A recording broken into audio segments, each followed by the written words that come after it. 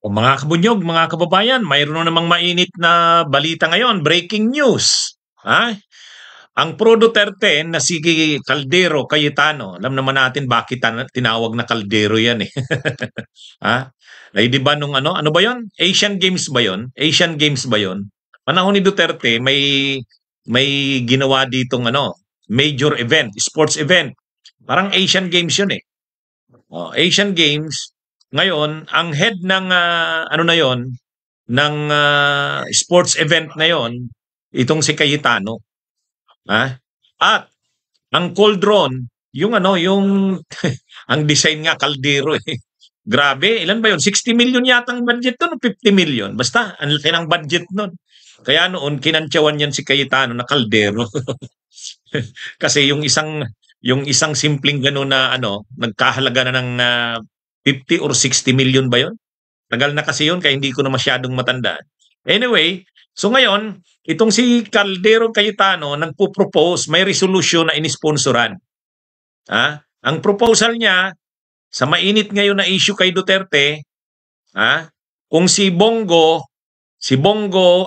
Padilla nag-sponsor ng resolution na i-repatriate o ibalik sa Pilipinas si Duterte, si Cayetano naman nag-sponsor naman ng resolution na house arrest na lang daw.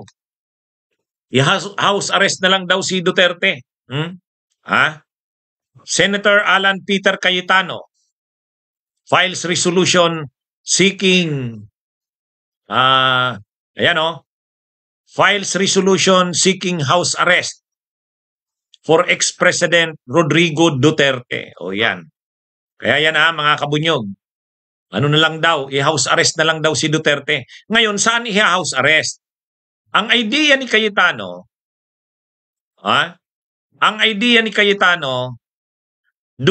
mayroon tayong embassy, mayroon tayong embahada sa the Netherlands, nandun din yata sa The Hague. O ngayon, sabi ni Cayetano, doon na lang sa loob ng premises ng Philippine Embassy sa The Hague, ikulong si Duterte. Parang lalabas, house arrest. May bahay doon sa loob ng compound ng Pilipinas, yung embahada, doon na lang ikulong si Duterte. Parang lalabas, hospital arrest. House arrest, yun. Iba ito doon sa proposal ni Padilla. Si Padilla, na sinuportahan ni Bongo, i-repatriate, ibig sabihin dalhin sa Pilipinas. Ito naman kay Cayetano, house arrest. Pero ang house arrest niya, hindi dito sa Pilipinas, doon daw sa The Hague, sa Philippine Embassy. Yung compound ng Philippine Embassy doon, yung embahada, doon dalhin si Duterte. O yun. Mas murderer, bibigyan nyo ng special treatment? Yun, tama yun. Ang sinasabi kasi ni Cayetano sa resolusyon niya, ang sinasabi ni Cayetano dyan, ang karapatan daw kasi, yung right ng isang akusado na i-presume siyang innocent until proven guilty. So dahil wala pa naman daw hindi pa naman daw siya guilty, presumed innocent siya. At ang karapatan ng isang akusado na mapalaya habang dinidinig pa lang ang kaso niya. Yung parang kung sa atin dito yung right to bail, yung karapatang magpiyansa. Doon ang ini-invoke nila Cayetano, interim release.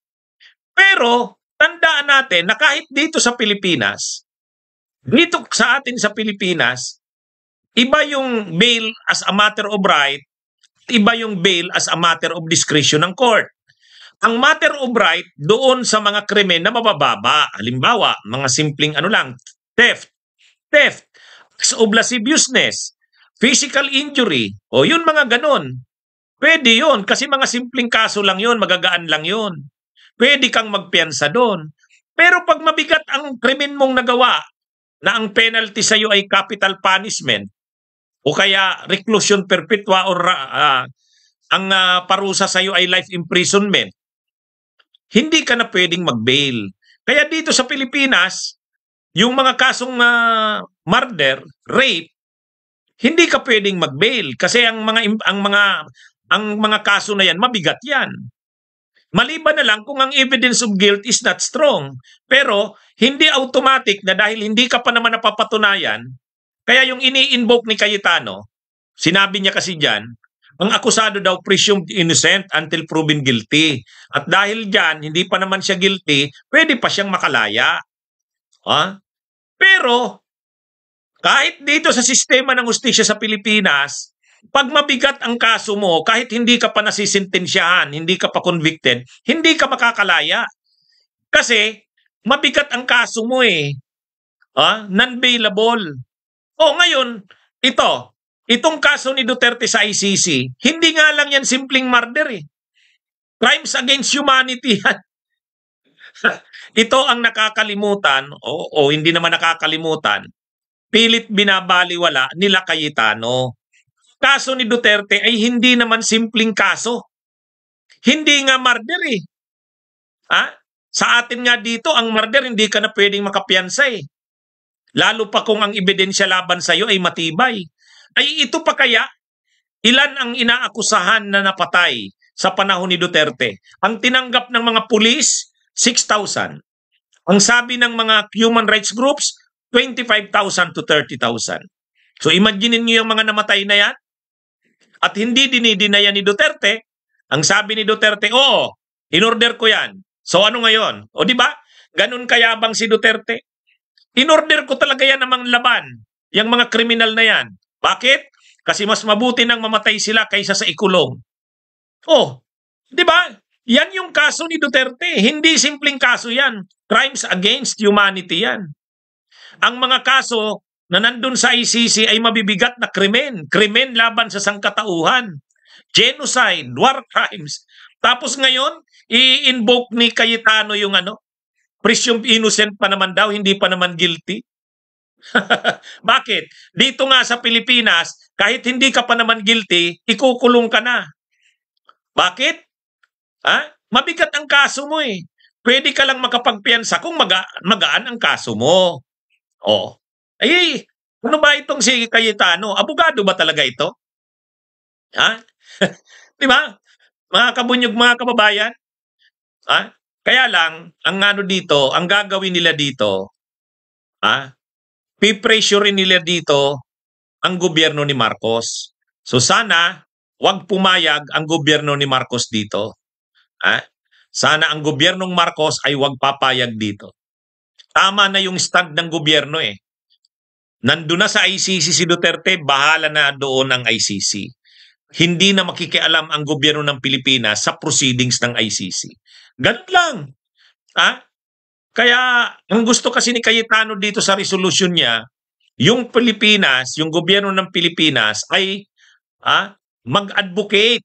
Ibig sabihin makiusap sa ICC na interim release at doon na lang ikulong sa embahada sa The Hague, sa the Netherlands, embahada ng Pilipinas. Yan mga kabunyog. Sa tingin nyo, makakalusot kaya ito sa Senado?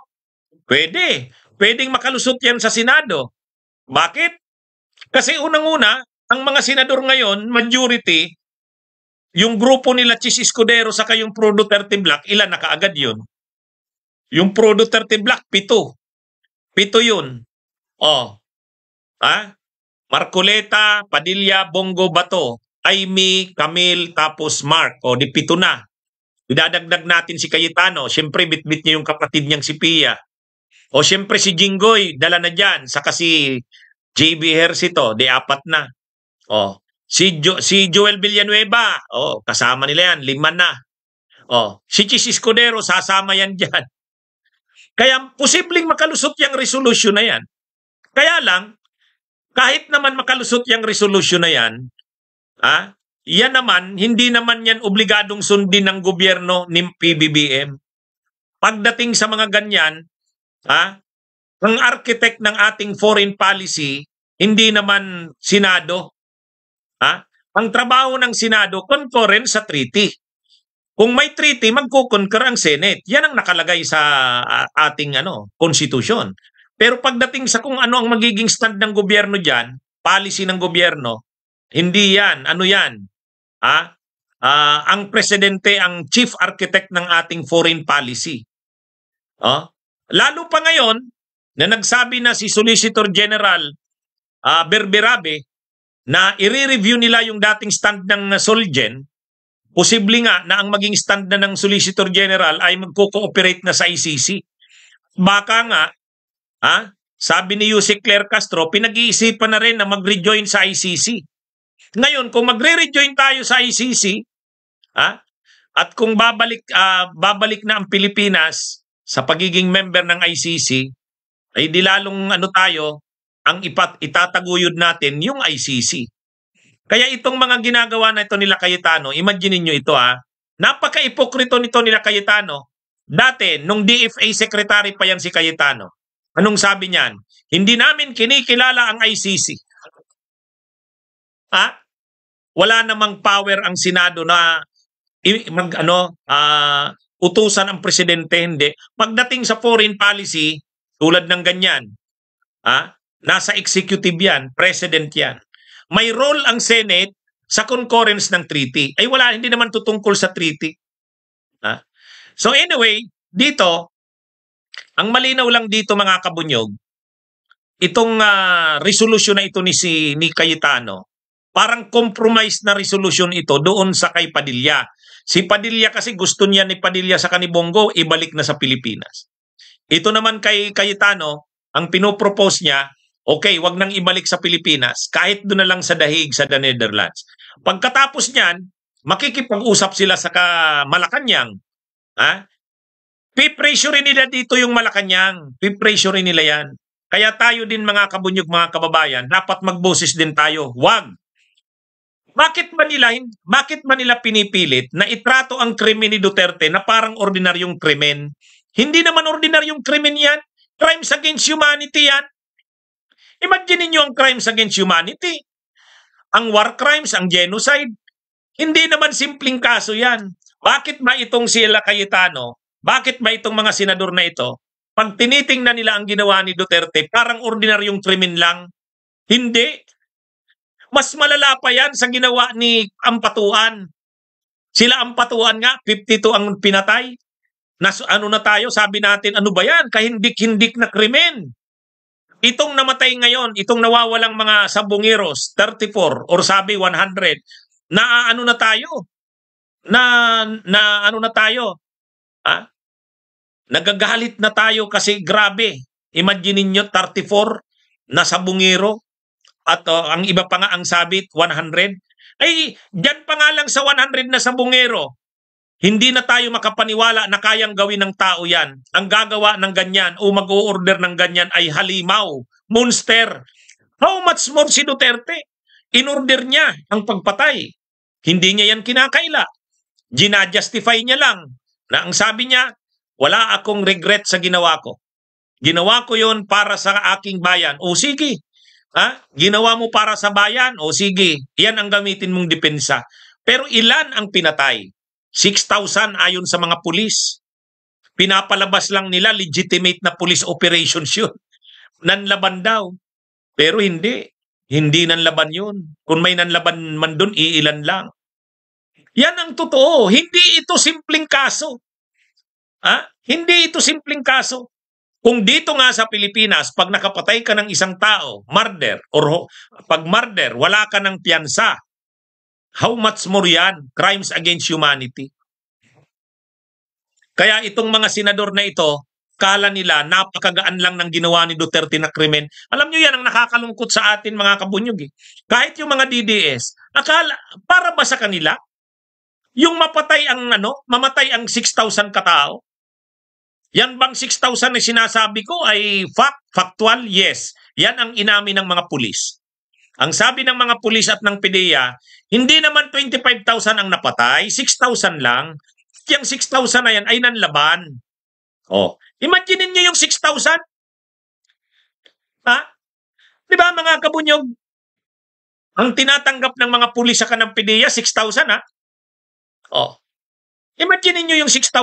Tapos gagawin mo, bibigyan mo ng special treatment. Dadalhin mo sa loob ng compound or premises ng Philippine Embassy daw. Pag nasa Philippine Embassy na yan na premises, ano na yan? Mai-enjoy niya na ang lahat ng mga pribilehiyo. O yan ang totoo. Kaya sana, huwag magpa-pressure si PBBM o ang gobyerno ni PBBM sa mga ginagawang ito ng mga senador. Malaki kasi ang tsansang makakalusot ito sa Senado, lalo na sa ilalim ni Chis Escudero. Kasi ang Senado ngayon, kontrolado ng mga pro-Duterte. Sa totoo lang. Tapos, pag nakalusot na yan, yung resolution na yan, gagamitin na naman yan ni Kaufman. Di ba, si Kaufman, gagamitin niya nga yung kay Amy Marcos, yung committee report ng committee ni Marcos, gagamitin ni Cayetano o ni Kaufman. Ito na naman, gagamitin na naman ito ni Kaufman doon sa dahig sa ICC. Sasabihin niya doon kasi 'di ba may motion si Kaufman doon for interim release. So gagamitin ito. Kaya ang gagawin na nila Cayetano dito, kasi nga walang bansang gustong tumanggap kay Duterte. Yung Australia ayaw, yung Belgium ayaw. So pipilitin nila ngayon na Pilipinas na lang. Ngayon kung ayaw sa Pilipinas, di doon lang sa embassy sa Pilipinas, sa dahig. Yan mga kabunyog, mga kababayan, ang gagawin nila. Kaya tayo, dapat i-oppose natin to. Hindi to pwedeng mga ganito. Hindi naman ordinaryong kaso ang kinakaharap ni Duterte. Crimes against humanity yan. At saka tandaan natin, kung ngayon nga, nakikita naman natin kung paano gumalaw yung pera ng Duterte, yung galamay ng mga Duterte. Tingnan nyo yung si alias Rene, di ba napabaliktad? Okay? Sige mga kabunyog, mga kababayan, magandang araw po sa inyong lahat. Mabuhay po tayo. Bunyog, halikan na kasama ka. Bunyog, kapag buklod ay may pag-asa. Luzon, Visayas, Mindanao, isa ang pananaw. Sa bagong Pilipinas ang bunyog isisigaw. Bunyog, bunyog, bunyog.